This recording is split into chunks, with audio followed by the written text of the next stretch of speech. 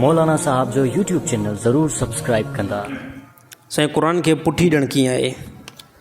साईं क़ुरान खे पुठी ॾियणु बहितर कमु न आहे, आदाब खां जेको ख़िलाफ़ु आहे।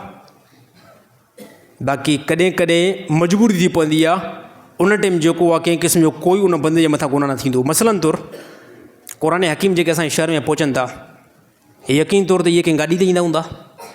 साईं गाॾी ते ईंदा हूंदा न, 10 व्हीलर ते ईंदा आहिनि, वॾा कार्टून भरिजी करे। हाणे ड्राइवर जे मथां कंहिं क़िस्म जो कोई गुनाह न आहे।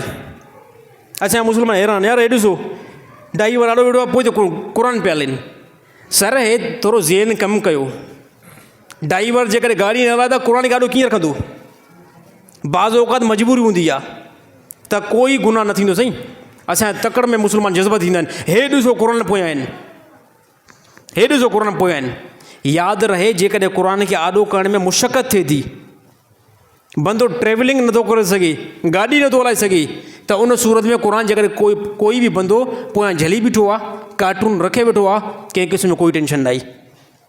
तकड़ में कोई बि मुफ़्ती न थिए, कोई बि मुस्लमान मुफ़्ती न थिए तकड़ में। हे ॾिसो गुनाह जो कमु थो करे, कहिड़ो गुनाह जो कमु आहे? मजबूरी आहे। जेकॾहिं क़ुरान खे आॾो रखे त माना तुंहिंजी मर्ज़ी आहे एक्सीडेंट थिए, क़ुरान भले पोइ रोड ते किरी पवनि, हे बि हलियो वञे, मार्केट खां छॾ थी वञे। बाज़ औक़ात मजबूरी हूंदी आहे।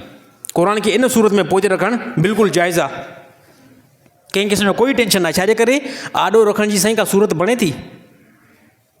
10 व्हीलर जे पोयां कार्टून पिया आहिनि। हाणे इन खे कोई बि मुस्लमान चए न मां इन खे आॾो कंदुमि, का सूरत बणबी? न बणबी।